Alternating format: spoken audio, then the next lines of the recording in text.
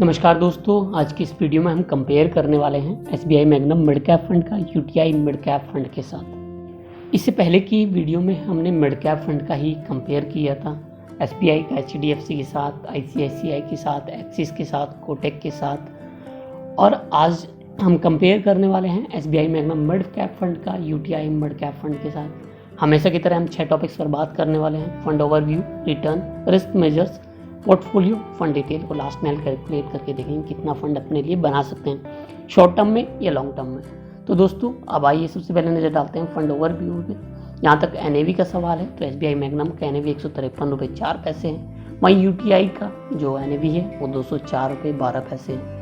VRO rating की बात करी जाए तो दोनों ही म्यूचुअल फंड को सेम वीआरओ रेटिंग मिली है, 3 स्टार। जनरली 1 से 5 तक रेटिंग मिलती है और जिसका रेटिंग जितनी ज़्यादा होती है वो फंड उतना अच्छा होता है। कैटेगरी और सब कैटेगरी दोनों ही म्यूचुअल फंड की सेम है, मिड कैप हैं और इक्विटी बेस्ड हैं। फंड एज की बात करें तो लास्ट 8 साल 11 मंथ के डाटा पर हम कंपेयर कर रहे हैं। रिटर्न्स पर फंड साइज जहां एसबीआई का 6,588 करोड़ है, वहीं यूटीआई मिड कैप का 6,664 करोड़ है।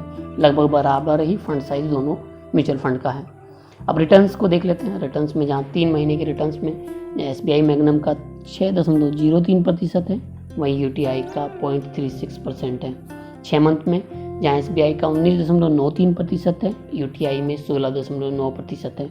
1 साल में एसबीआई में 56.4% का रिटर्न दिया है, यूटीआई म्यूचुअल फंड ने 47.59% तक का रिटर्न दिया है। 3 साल में जहाँ एसबीआई ने 27.07% तक का रिटर्न दिया है, वहीं यूटीआई ने 25.31% तक का रिटर्न दिया है।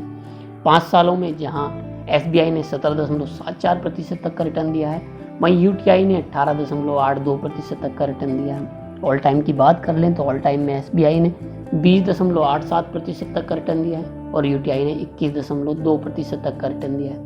रिटर्न की बात कर लें तो 3 महीने से लेकर 3 साल तक के रिटर्न्स में एसबीआई ने यूटीआई म्यूचुअल फंड के रिटर्न्स को बीट किया है। वहीं 5 साल और ऑल टाइम की बात करें तो यूटीआई म्यूचुअल फंड के मिड कैप फंड ने SBI magnum mid cap fund के रिटर्न को बीट किया है। अब आइए एक नज़र डाल लेते हैं दोनों ही म्यूचुअल फंड के रिस्क मेजर्स पे। इंपॉर्टेंट है अल्फा हमारे लिए। अल्फा इस समय एसबीआई का 2.78 है और यूटीआई का है 1.86। अल्फा का मतलब होता है कि इंडेक्स के मुकाबले, अपने इंडेक्स के मुकाबले इस म्यूचुअल फंड ने कितना रिटर्न दिया है। तो यहाँ पर अपने इंडेक्स के मुकाबले SBI magnum mid cap fund ने यूटीआई मिड कैप फंड से ज़्यादा अच्छा रिटर्न दिया है। अब वॉलेटिलिटी की बात करते हैं तो बीटा देखते हैं। तो बीटा जहाँ SBI magnum mid cap fund का 0.98 है, वहीं यूटीआई मिड कैप फंड का बीटा 0.98 है।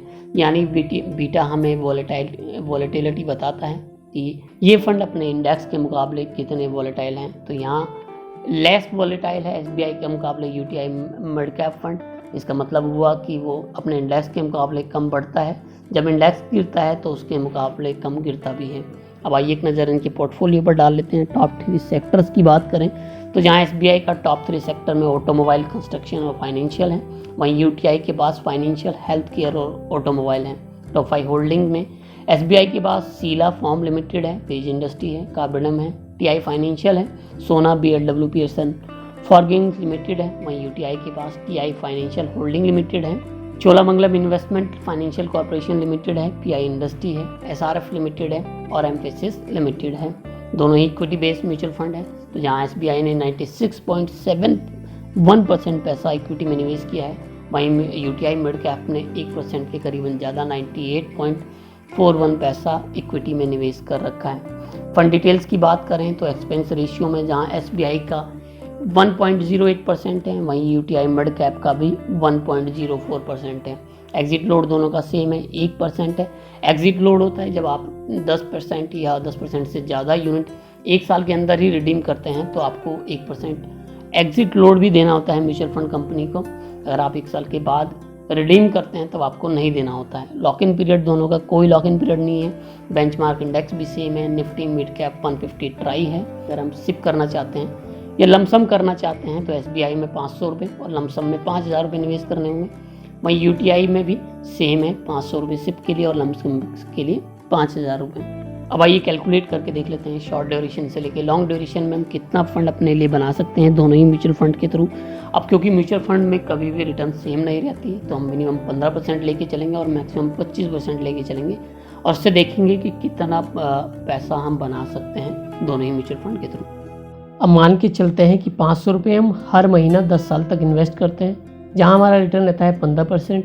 तो इस कंडीशन में जो टोटल वैल्यू हमें मिलेगी वो मिलेगी पूरे 1,39,329 रुपये।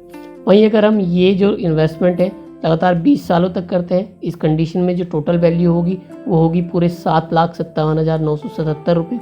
वहीं अगर हम 30 सालों तक निवेश जारी रखते हैं 500 रुपये हर महीने, रिटर्न भी सेम ही है, तो इस कंडीशन में जो टोटल वैल्यू होगी वो होगी पूरे 35,04,910 रुपये। अब मान के चलते हैं कि जो हमारा जो रिटर्न है वो 15% ना रह के 20% हो जाती है, और ये जो समय हम टाइम पीरियड मान के चलते हैं 10 साल। तो इस कंडीशन में 10 साल वाली कंडीशन में जो हमारा टोटल वैल्यू होगी वो होगी पूरे 1,91,182 रुपये। वहीं 20 सालों में हम अपने लिए 15,80,740 रुपये का फंड बना सकते हैं। रिटर्न भी सेम है, मंथली इन्वेस्टमेंट भी सेम है।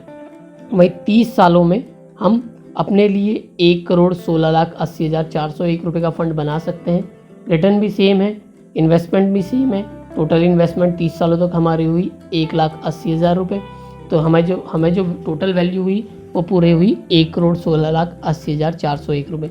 अब मान के चलते हैं जो हमारा रिटर्न था वो बढ़कर हो जाता है 25%, यानी 10 सालों में हमारे म्यूचुअल फंड ने हमें 25% तक का रिटर्न दिया है।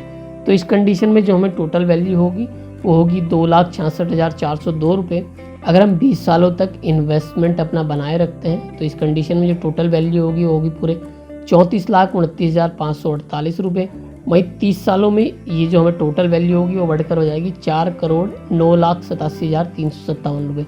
मंथली इन्वेस्टमेंट सेम है, रिटर्न 25% सेम है, टाइम पीरियड बढ़ गया है, बस 30 साल हो गया है। अब बहुत सारे म्यूचुअल फंड ने आपको 30% तक का रिटर्न भी दिया है। तो इस कंडीशन में अगर हम 10 साल तक अपने म्यूचुअल फंड को जारी रखते हैं 500 रुपये सिप के साथ, तो 10 साल में आप 3,76,342 रुपये का फंड बना सकते हैं। वहीं 20 सालों में आप पूरे 76,61,628 रुपये का फंड अपने लिए बना सकते हैं। वहीं यही रिटर्न बढ़कर आपका 30 सालों में 14,86,91,290 रुपये हो जाता है। सब कुछ सेम है, मंथली इन्वेस्टमेंट है, हमारा रिटर्न ही बढ़ा है। लंबे समय तक अगर हमें 30% रिटर्न मिलता है 30 सालों तक, तो हम 14 करोड़ रुपए तक का फंड अपने लिए बना सकते हैं। अब हम कैलकुलेट करके देखते हैं कि अगर हम लमसम 1 लाख रुपए जमा करते हैं अपने म्यूचुअल फंड में और रिटर्न जो हमें मिलता है 10 सालों में वो मिलता है 15%, तो इस कंडीशन में आपका 1 लाख रुपए बढ़कर 4,04,556 रुपये हो जाता है। वहीं 20 सालों में ये अमाउंट बढ़कर आपका पूरे 16,36,654 रुपये हो जाता है। वहीं 30 साल बाद ये अमाउंट बढ़कर हो जाता है 66,21,177 रुपये, जब रिटर्न रहता है पूरे 15%। अब मान के चलते हैं कि आपका रिटर्न 10 सालों तक बढ़कर हो जाता है 20%। इस कंडीशन में भी आप 6,19,174 रुपये बना सकते हैं। वहीं 20 सालों में आप अपने लिए बना सकते हैं पूरे 38,33,760 रुपये। वहीं 30 सालों में आप अपने लिए बना सकते हैं पूरे 2,37,37,631 रुपये, जब रिटर्न रहता है 20%। अब आइए मान लेते हैं कि रिटर्न बढ़कर हो जाता है आपका पूरे 25%।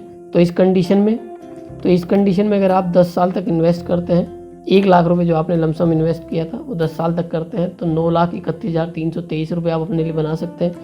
वहीं 20 सालों में आप ये 86,73,617 रुपये फंड अपने लिए बना सकते हैं। वहीं अगर हम 30 सालों तक ये रिटर्न जारी रखें, ये इन्वेस्टमेंट जारी रहे और जो आपको रिटर्न मिल रहा है 25% वो मिलता रहे, तो इस कंडीशन में भी आप पूरे 8,07,89,357 रुपये अपने लिए बना सकते हैं। अब मान के चलते हैं, क्योंकि बहुत सारे म्यूचुअल फंड 30% तक का रिटर्न भी देते हैं, तो मान के चलते हैं कि 10 साल तक अगर हम 30% रिटर्न हमें मिलता रहे तो आप अपने लिए 13,78,585 रुपये का फंड बना सकते हैं। वहीं 20 साल तक अगर आप इन्वेस्ट जारी रखेंगे तो 20 साल में आप 1,90,04,964 रुपये का फंड अपने लिए बना सकते हैं, जब आपको 30% तक का रिटर्न मिलता रहे। वहीं 30 सालों में यह आपका जो निवेश है, टोटल निवेश 1 लाख रुपये आपके 30% रिटर्न के साथ पूरे 26,19,99,564 रुपये बन जाते हैं। तो दोस्तों ये थी 1 लाख रुपये लमसम के कैलकुलेशन। तो दोस्तों आज की वीडियो में SBI magnum mid cap fund के साथ UTI मिड कैप फंड का कंपैरिजन आपको कैसा लगा। अगर आपका कोई प्रश्न या सुझाव हो तो हमें कमेंट बॉक्स में लिख सकते हैं। अगर आप हमारी वीडियो अभी तक देख रहे हैं तो वीडियो को लाइक करना ना भूलें, साथ के साथ हमारे चैनल को सब्सक्राइब भी करते चलें। हम आपके लिए कंपैरिजन की ऐसी ढेर सारी वीडियो बनाते रहेंगे जिससे आपको जब भी इन्वेस्टमेंट करना पड़े तो थोड़ी आसानी हो जाए। धन्यवाद।